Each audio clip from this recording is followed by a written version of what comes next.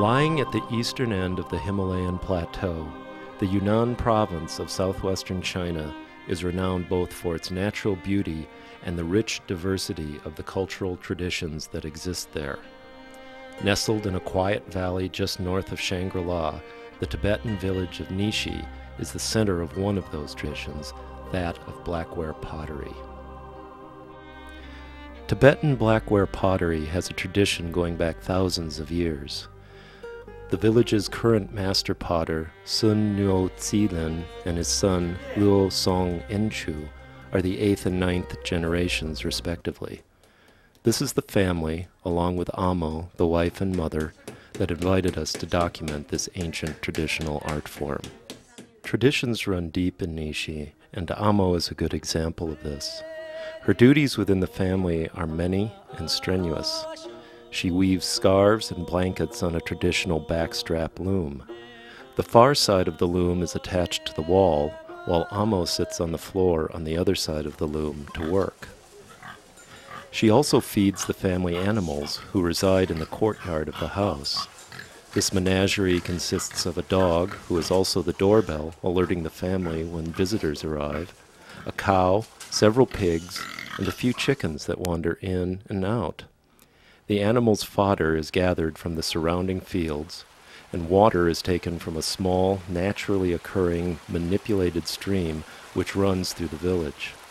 This water is used for everything: cooking, cleaning, and personal hygiene. There are about 30 families in the village, and 2/3 of them engage in pottery making.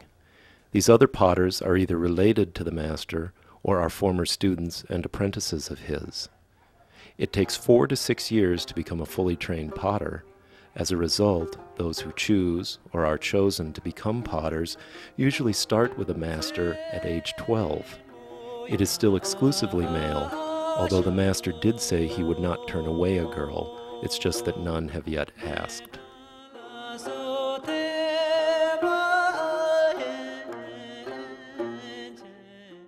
One of the most important traditions associated with the blackware pottery is that of making one's own tools. Enchu said that if you cannot make your own tools, you are not fit to become a potter. This style of pottery is not constructed on a wheel. Rather, it is hand-built on bats, 2 convex slabs of wood. The most basic shape is a small teapot. This shape must be mastered first. Jilin's grandson, Luo Song Chipao, is at this first stage of attempting to master the most basic form. Once the small teapot has been mastered, all the other shapes and vessels can be achieved. Here, Enchu works on the same shape, but with much more knowledge and economy of effort. He can produce as many as 8 in an 8-hour session. The potters will carve traditional Tibetan motifs into the soft clay, designs that range from simple lines to more complex symbols and letters. Along with these small teapots, the master and his son produce larger and more elaborately decorated yak butter teapots. Only 2 of these pots can be produced during an 8-hour workday. Enchu begins the butter teapot by making a circular slab for the base. This is achieved by pounding a ball of clay flat with a hammer-like tool called a mu chui.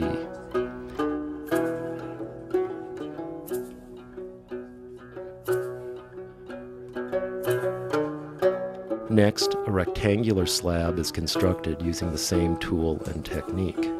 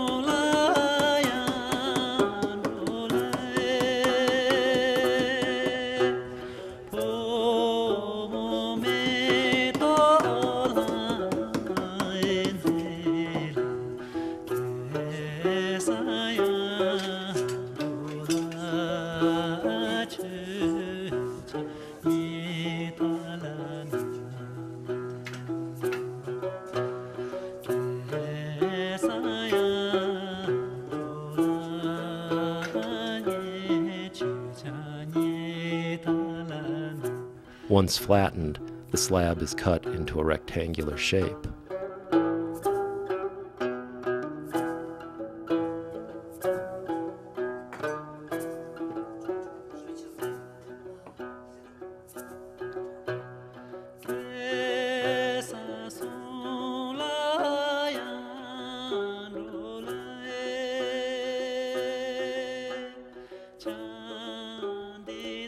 These two slabs are then connected, forming the bottom and lower walls of the pot.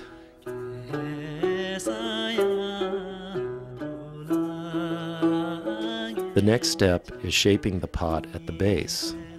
This is done with the use of a paddle and spinning the pot on the bat, thus creating a kind of rudimentary wheel. This technique will be employed throughout the entire construction process. Once the basic shape is achieved, the decoration of the vessel is attended to. Bits of fired porcelain are added to the clay surface.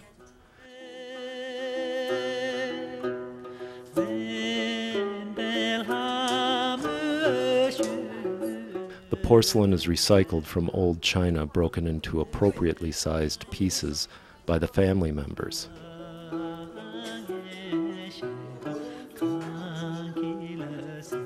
After the porcelain is added, more shaping is required before Enshu can move on to the next part of the vessel, but he always has time to teach his young apprentice.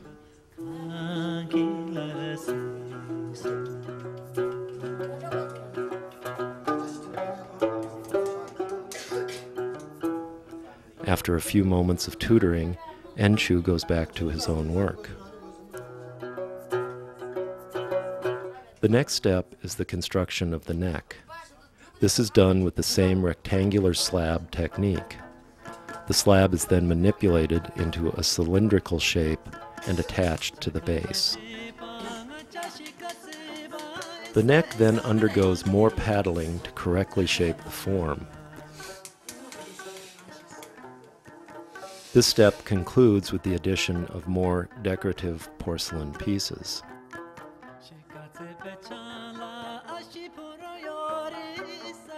A lip is then added to the top of the neck using the very same process with which the neck was attached to the body.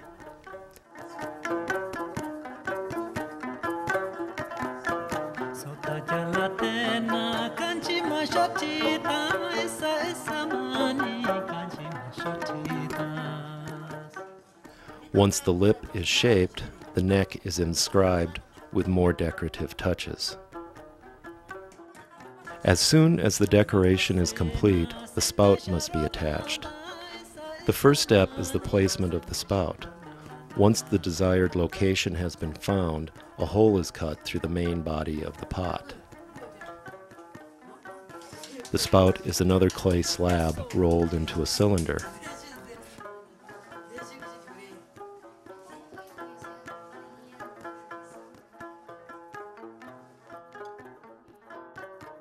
The spout is then attached to the body of the pot.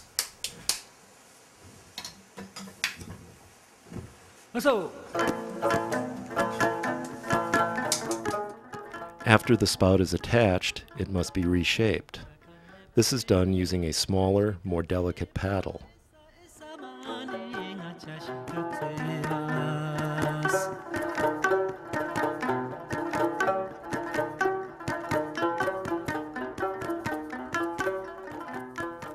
The next item is the handle. The handle is shaped, scored, and attached on the opposite side of the pot.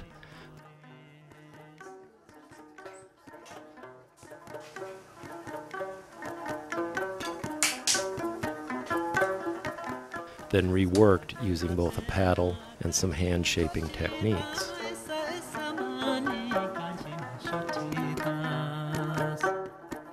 To strengthen, and as an additional decorative touch, a bridge is attached between the spout and the main body of the pot.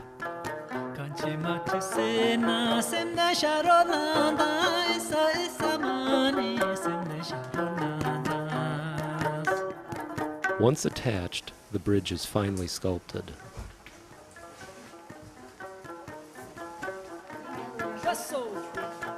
The decoration of the bridge is the beginning of more elaborate surface decoration of the pot. This is done by both adding and subtracting elements. The spout takes on the form of an elephant. Elephants are important symbols within the Tibetan culture because it is believed that they provide the transportation from this life into the next. The base is kept wrapped in plastic to keep the clay malleable for further shaping. The decoration takes much time and effort. Although no two teapots are identical, the potters of Nixi do strive for consistency. On the other side of the vessel, the handle is decorated with the shape of a qilin, a creature that has the body of a horse and the head of a dragon. The qilin is a symbol of prosperity in Tibetan culture.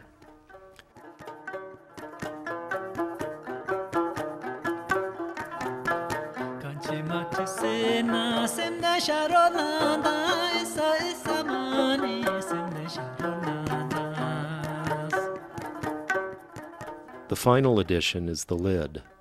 A small slab is produced, then formed around a mold. A handle is added to the top of the lid, which is then finalized and, of course, decorated.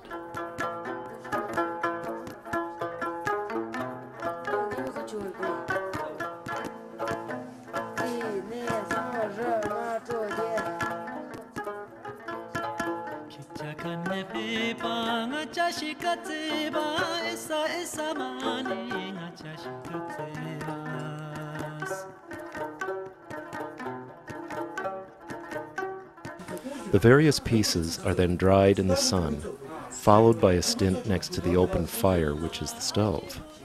Finally, they are placed in racks above the living area to finish drying.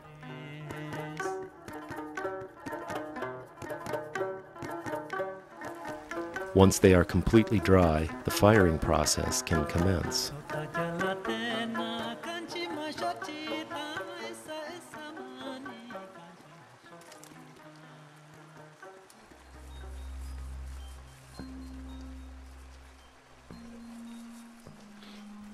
Master Qilin sets up a wood base on a pile of ash just outside the courtyard of his home.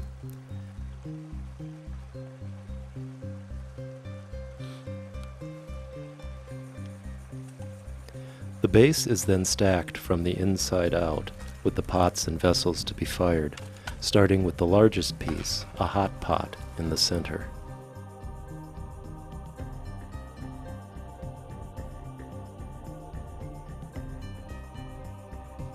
The pieces are carefully stacked one on top of another, intermixed with pieces of firewood.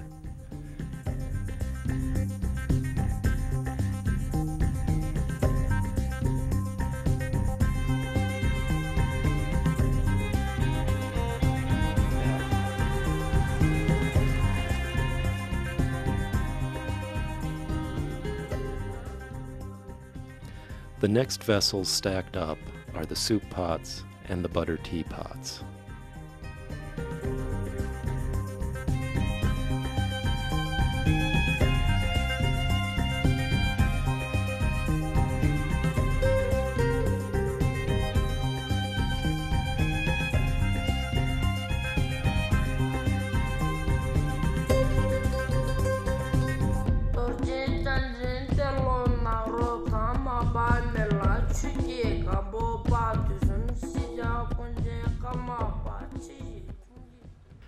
After the large teapots, the smaller teapots are stacked on the base and around the large pots.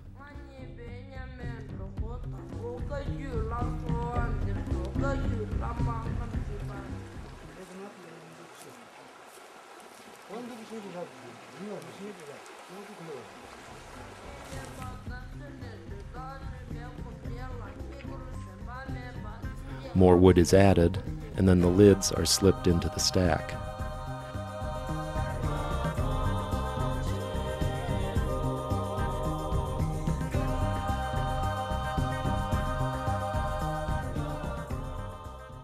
As soon as the pottery is appropriately stacked and covered with wood, the ash around the base must be cleared away.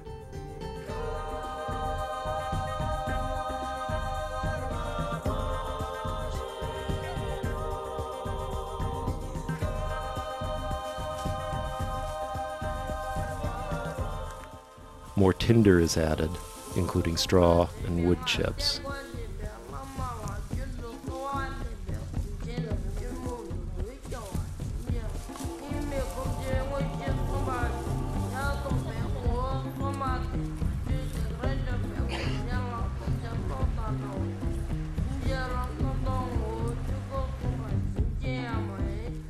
The master then lights a handful of tinder and ignites the base.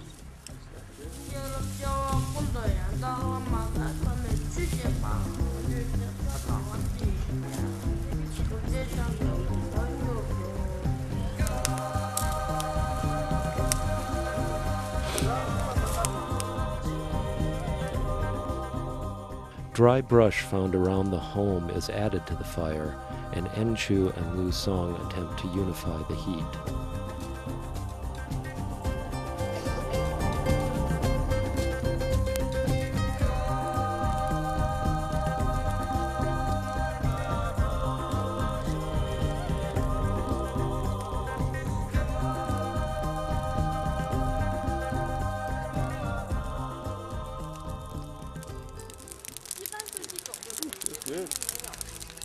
The wood burns hot and fast, so the potters must continually feed the fire.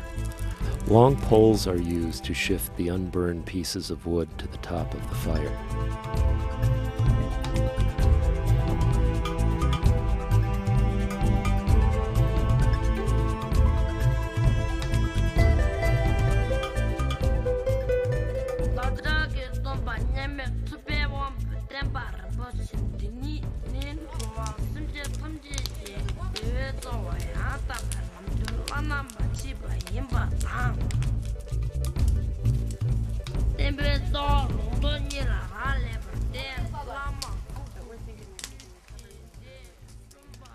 The fire must not burn too hot. If the temperature is too low, the pottery will be weak. If the temperature is too hot, the pottery will warp. The target is 800 degrees centigrade. The master gauges this by the color of the flame. Once the flame is bright red, the vessels have reached the appropriate temperature.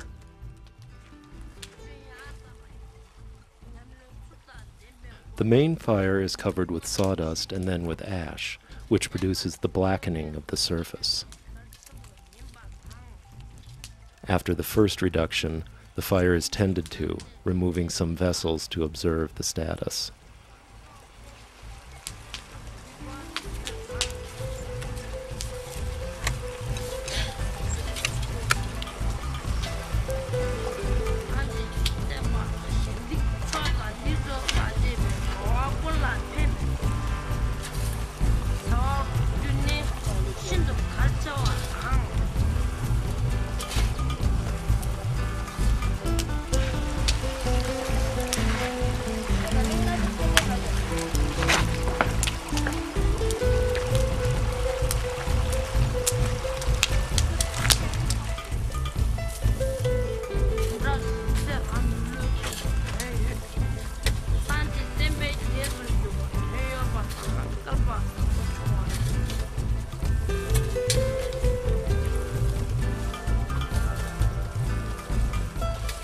Another layer of sawdust and ash are soon added. Enchu checks and cleans the lids of the hot pot.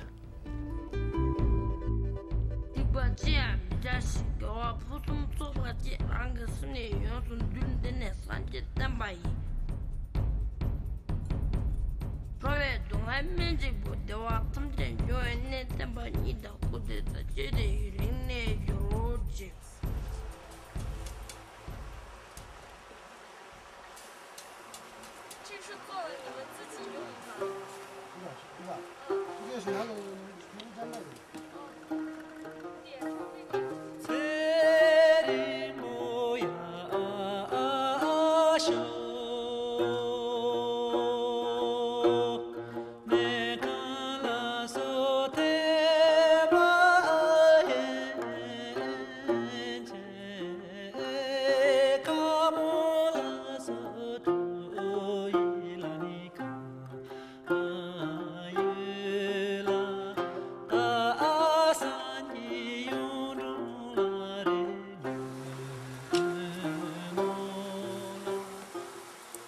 As the fire burns out, Enchu removes the vessels from the ashes.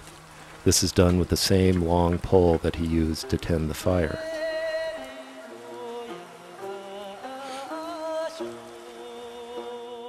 The hot vessels are then delivered to the master.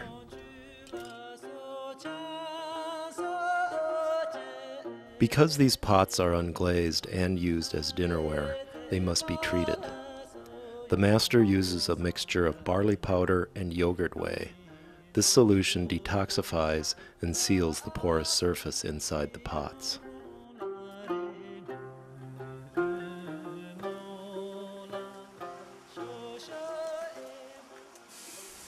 The solution is transferred from piece to piece as they arrive at the master.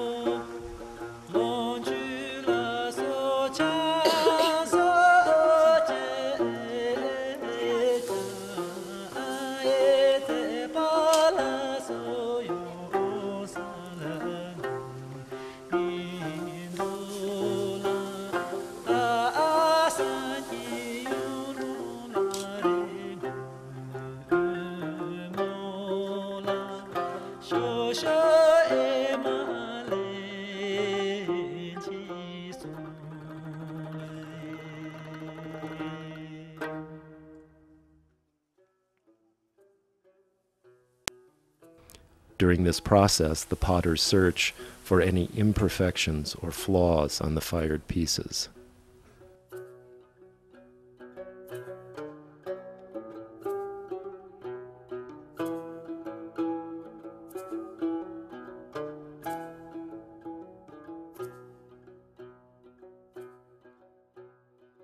When all the pieces have been cleansed and sealed, they are allowed to cool in the open air.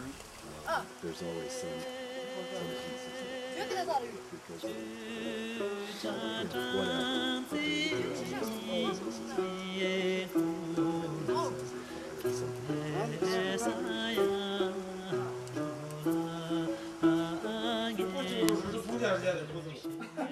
The final step before the pieces can be sold is polishing. Each piece is carefully rubbed down with a rag and inspected thoroughly for any flaws.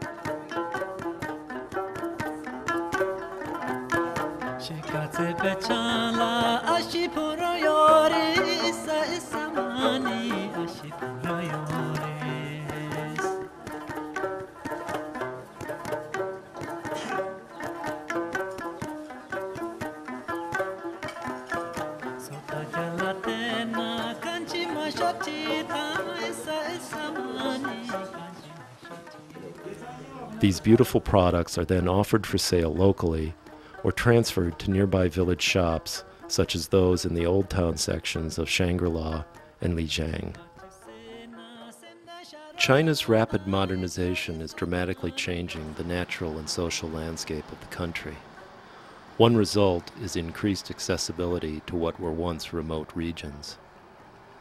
In Nixi, this has created an increased demand for traditional blackware pottery. As a consequence, the integrity of the traditional forms are threatened. The master's 12-year-old grandson is beginning a traditional apprenticeship, and one wonders, who will his apprentices be? In 1932, with the world on the brink of another huge transformation, the Greek poet George Sepphoris wrote these lines, which seem appropriate. What can a flame remember? If it remembers a little less than is necessary, it goes out. If it remembers a little more than is necessary, it goes out. If only it could teach us, while it burns, to remember correctly. There are times when I have the impression that I've reached the limit, that everything's in its place, ready to sing together in harmony, the machine on the point of starting. I can even imagine it in motion, alive, like something unexpectedly new.